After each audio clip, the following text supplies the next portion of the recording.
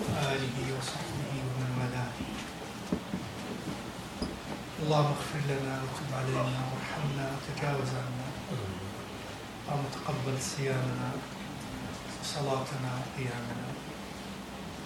Brief Khatirah, inshallah, from what we recited, Surat Yā-Sīn, and almost finished Surat As-Saffat.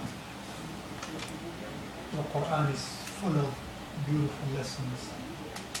Yā-Sīn is a very special surah, full with lessons. One thing that personally always is very striking in Surat Yā-Sīn, all of it is special, but something always remains very strong in my mind. What do you think it is? Which part of Surat Yā-Sīn? Now?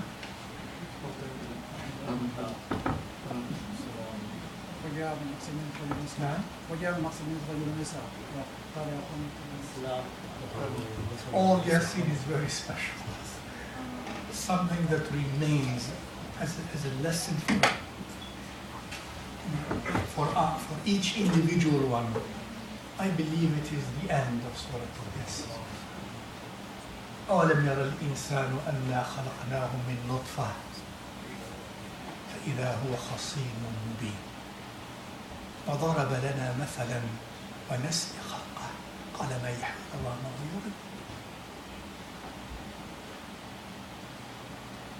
Doesn't the human being know, see and realize that we created him or her from a nutfa, from the sperm? And lo and behold, the human being becomes a fool, an opponent.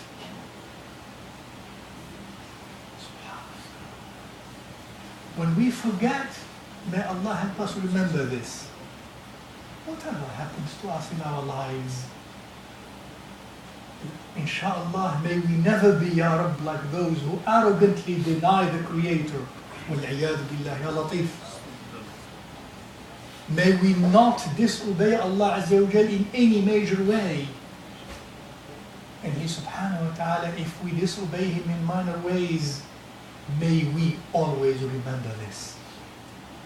If we don't remember at the moment of the dhanb, let us remember this after that and come back and return to Allah Azza wa Jal.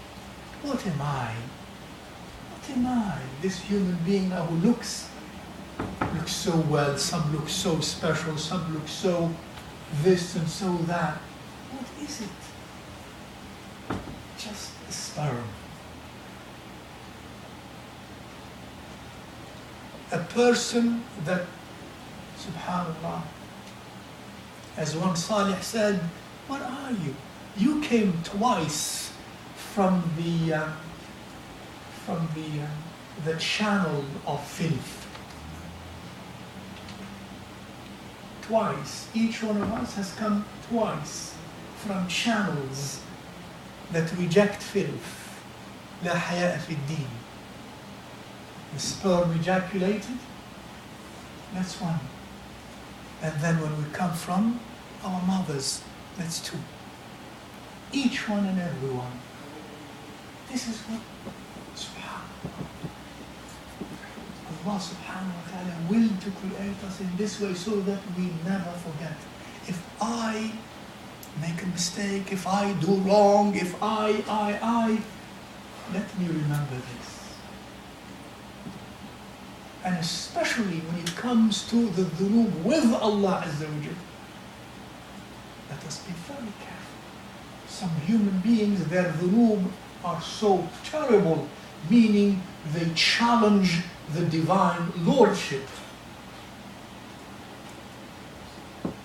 They challenge the divine lordship. For example, I cannot fathom that when I die, until now people say that, and maybe more now than ever before, people will say, I cannot fathom when I die and become dust and bones.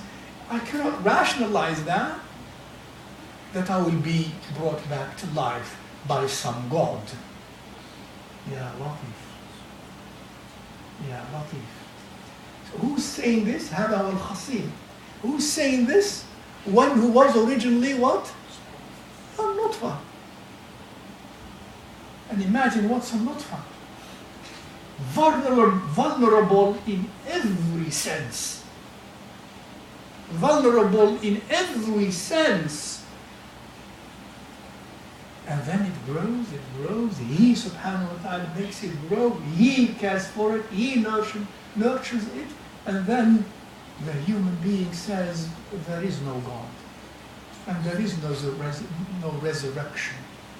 Just because at this point, that human being cannot understand that.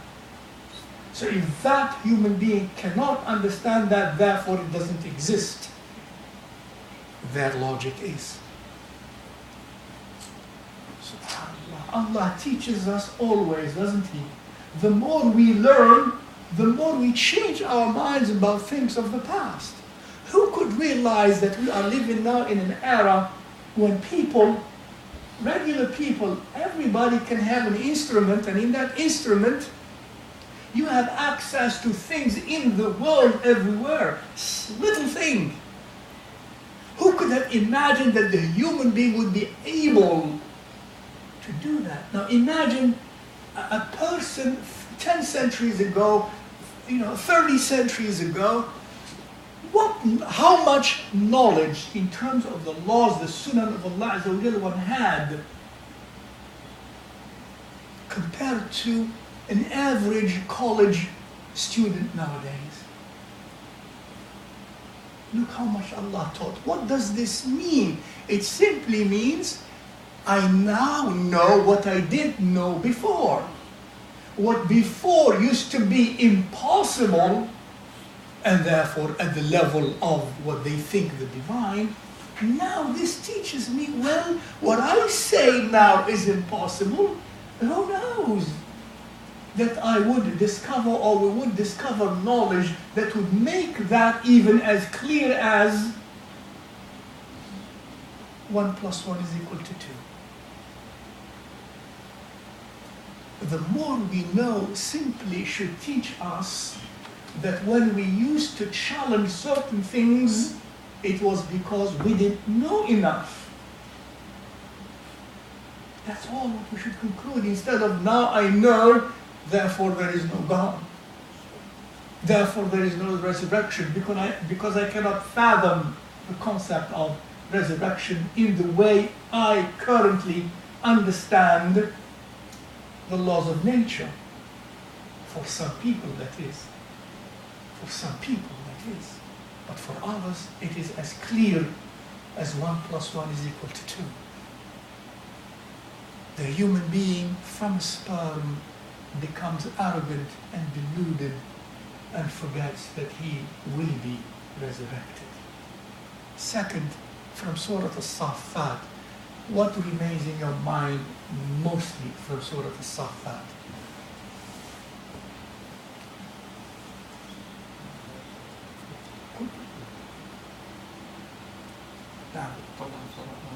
Now, the story of the person who was talking in Jannah. For example, indeed, that's very powerful. It's very powerful, the story of the man who in Jannah would say that, oh, when I was in this dunya, when he will see the reality of Jannah and the reality of hell, when he will see that, he will say, Ya Allah. He will say, I used to have a friend, Qarin. That could be a human being and or a shaitan. I used to have a Qarin, a companion, who used to tell me, do you think that when we die and we become dust, bones and dust, that we shall be held to account? We shall be resurrected and held to account? Ha ha ha.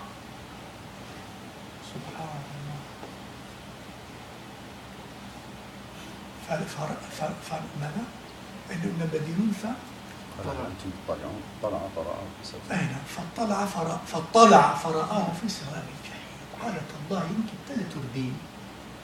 And then he will look, he will be made to look by Allah Azza wa Jal somehow, and he sees him in hell. And he says, by Allah, were it not for the grace of Allah, you would have caused me to fall on my head. In other words, end up like you. Had I not rejected you, had I not stood fast in my belief. That's very powerful, yes. And at the end also a very powerful part at the end of Surah As-Saffat through the story of Sayyidina Yunus. It's all of them are very, very powerful. The story of Sayyidina Ibrahim, of course, with his son, that's extremely powerful. All of them are powerful. Towards the end, for me, that's also very special. The story of Sayyidina Yunus. And the statement of Allah Azza wa Jal, فَلَوْلَا أَنَّهُ كَانَ مِنَ الْمُسَبِّحِينَ لَلَبِثَ فِي بَطْنِهِ إِلَى يَوْمِ يُبْعَثُونَ. Were it not that he, that is Sayyidina Yunus, were it not that he were of those who are always in tasbih. What is tasbih? What is tasbih? Dhikr of Allah Azza wa Jal. Dhikr of Allah Azza wa Jal. Kathratu dhikrillah. Lot of dhikr of Allah Azza wa Jal. If he were not one who was in dhikr of Allah Azza wa Jal, he would have been made to remain in the belly of the whale until the day of judgment. Wallahu ala kulli shay'in qadir. What is Allah teaching us directly here? What removes ham and gham? وَكَذَلِكَ نُنْجِي الْمُؤْمِنِينَ. What removes ham and distress? What? ذِكْرُ اللَّهِ عَزَّ وَجَلَّ. كَثْرَةُ ذِكْرِ اللَّهِ عَزَّ وَجَلَّ. A person who truly is always in dhikr of Allah Azza wa Jal before the musibah, not only when the musibah occurs, when the calamity occurs, a man, a woman, a servant of Allah Azza wa Jal who is in a regular diet of frequent dhikr of Allah Azza wa Jal, صادقا موحدا, Allah Azza wa Jal will always find an exit for him or her towards what is easier and khair and good. وَكَذَلِكَ نُنْجِي الْمُؤْمِنِينَ. This is a very powerful lesson. Being in the belly of the whale in darkness, في الظلمات, نادى في الظلمات, or when we are in the darknesses of any problem or difficulty, as long as we have been struggling to be a muwahhid of Allah Azza wa Jal, in frequent dhikr of Allah Azza wa Jal. I remind myself through this first, Ya Rabbi, ishhad, ووفقني, ووفق إخواني وأخواتي جميعا. I remind myself first, and then you, my dear brothers and sisters. Do your best. Be in dhikr of Allah Azza wa Jal. Take it to be your schedule until you die. My project, my mashru', until I die, Ya Rabbi, help me. I want to be in dhikr of you every day. And then every hour. And then every minute. And then every breath. And every beat of my heart. And there are people like that. اللهم اجعلنا منهم اللهم اجعلنا منهم اللهم اجعلنا منهم برحمتك يا أرحم الراحمين يا رب العالمين. وصل اللهم وسلم وبارك على سيدنا ومولانا محمد وعلى آله وصحبه أجمعين.